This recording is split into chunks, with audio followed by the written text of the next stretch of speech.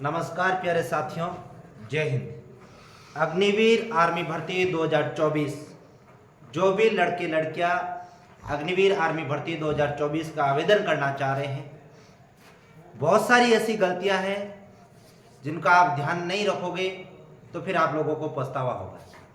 जी हाँ, सबसे पहले आप सबको फॉर्म भरने के लिए आपके पास 10वीं की मार्कशीट होनी चाहिए, आपका फोटो होना चाहिए, सिग्नेचर और आपकी ईमेल आईडी और उसी ईमेल आईडी के पासवर्ड। फोटो वही यूज करें जो आपके पासपोर्ट साइज के फोटो है और भर्ती के अंतिम चरणों तक वही सेम फोटो काम आने। आप सबसे पहले एक लिखित के रूप में एक पेज पे लिख लीजिए। यदि आप लोग जीडी और ट्रेडमैन के फॉर्म फिलअप कर रहे हो, ये बॉयज के लिए कह रहा हूँ और गर्ल्स के लिए सिर्फ जीडी जनरल ड्यूटी, सबसे पहले आपके पास 10वीं की अंक तालिका होनी चाहिए और उसी अंक तालिका के आधार पर आपके परसेंटेज 45% होना चाहिए। साथ ही पर सब्जेक्ट में 33 नंबर होने चाहिए, तब आप लोग जनरल ड्यूटी जीडी में फॉर्म भर पाओगे। अन्यथा गर्ल्स को छोड़कर बॉयज, यदि आपके पास आपका ग्रेस लगा हुआ है, आपके 45% नहीं है, तो आप लोग 8वीं की मार्कशीट से ट्रेडमैन 10वीं पास और 8वीं पास में फॉर्म भर सकते हो। लेकिन फॉर्म भरने के लिए आपके पास चाहे 10वीं हो चाहे 8वीं हो, उनकी मार्कशीट आपको काम देगा। साथ ही जो कैंडिडेट साइंस और मैथ के हैं, जिनके 12th साइंस और मैथ से पास कर रखी है, वो कैंडिडेट टेक्निकल टेक्निकल कलरक और नर्सिंग में फॉर्म फिलअप कर सकते हैं। पर फॉर्म भरते वक्त इन सभी बातों का ध्यान रखना होगा जो अभी मुख्य मैं बातें आपको बता रहा हूँ। आपके पास ओरिजिनल मार्कशीट होनी चाहिए, ओरिजिनल मार्कशीट के साथ साथ आपका आधार कार्ड होना चाहिए। आधार कार्ड में आपके 10th की मार्कशीट में जो आपका नाम, आपके फादर का नाम, आपके मदर का नाम और जन्म डेट, वो सेम की सेम सारी की सारी जो 10वीं की मार्कशीट में है वो आधार में होनी चाहिए। यदि कहीं एक स्पेलिंग को लेकर यदि मिस्टेक है तो आप अपने नज़दीकी मित्र से पहले उस आधार को संशोधन करवाइए।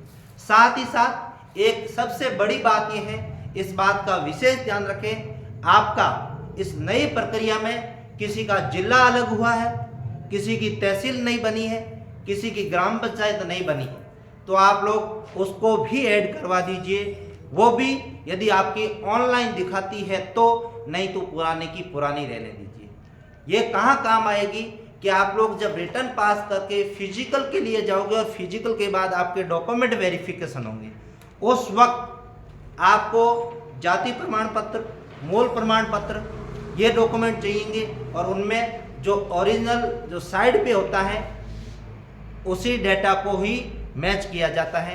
यदि उसमें मैच नहीं होता है तो आपकी भरी हुई डिटेल और उन डॉक्यूमेंटों में यदि फर्क है तो आपको बाहर कर दिया जाएगा। साथ ही आप लोगों का एक चरित्र प्रमाण पत्र, एक अविवाहित प्रमाण पत्र, अपने ही सरपंच के द्वारा ऑफलाइन एक प्रमाण पत्र बनेगा।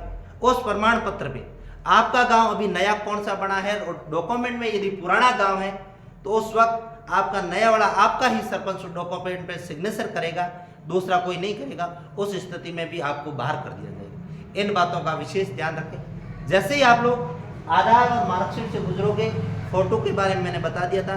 फर्स्ट स्टेप फॉर्म भरने से लेकर फाइनल ज्वाइनिंग तक आपके एक ही फोटो होने चाहिए। आप कम से कम 20 से 25 फोटो तैयार रखें। साथ ही विशेष बात, इस सिग्नेचर साइन का अवश्य ध्यान रखें। कई बार कैसा होता है कि आप लोग फॉर्म भरते वक्त साइन अलग करते हो और जैसे ही आप लोग एग्जाम देने जाओगे उस स्थिति में आप यदि साइन अलग करते हो, उस स्थिति में आपको रोक दिया जाएगा और बाहर भी किया जा सकता है डमी अभ्यर्थी के थ्रू। साथ ही आपकी ईमेल आईडी, फॉर्म भरते वक्त आपकी ईमेल आईडी आपको याद होनी चाहिए और उसी ईमेल आईडी के पासवर्ड आपको याद होने चाहिए। आपके आने वाले सभी सेना भर्ती प्रक्रियाओं में फाइनल आप जब तक ड्यूटी करोगे, इसी ईमेल आईडी से, उसी पासवर्ड से आपकी प्रोसेस चलती रहेगी। हालांकि पासवर्ड फॉरवर्ड भी हो सकते हैं, लेकिन उन पासवर्डों को और उन जो ईमेल से रजिस्टर्ड वो मोबाइल नंबर है वो आपके नाम के ही होने चाहिए। साथ ही सबसे बड़ी दिक्कत यहाँ आती है कि जैसे ही आपका फॉर्म फिलअप हो गया, फॉर्म फिलअप के बाद आपके लिखित परीक्षा को लेकर एक एडमिट कार्ड जारी होंगे। उस एडमिट कार्ड में एकमात्र इंडियन आर्मी ऐसी वैकेंसी है जो फॉर्म भरते वक्त ईमेल आईडी की पासवर्ड के अलावा फॉर्म के भी पासवर्ड दिए जाते हैं। माना कि आपका एडमिट कार्ड आपकी ईमेल आईडी पे नहीं आया तो आपके लिए एडमिट कार्ड निकालना बड़ी मुश्किल हो जाएगा। तो आप जिस ईमेल से आप लोग फॉर्म भरते हो वह फॉर्म भरने के बाद उस फॉर्म के पीछे जो भी आपके नाम @ या कोई बाड़मेर @ जितने भी जो पासवर्ड डाले जाते हैं वो आप लिख दीजिए ताकि आपको एडमिट कार्ड निकालने वक्त आसानी हो सके। इन सभी आप यदि प्रक्रियाओं से गुजरोगे तो आपको फॉर्म रिजेक्ट से संबंधित, फॉर्म भरने से संबंधित, एडमिट कार्ड से लेकर संबंधित, एग्जाम से लेकर संबंधित किसी भी डॉक्यूमेंट प्रक्रिया में आपको दिक्कत नहीं आएगी। जय हिंद, जय भारत।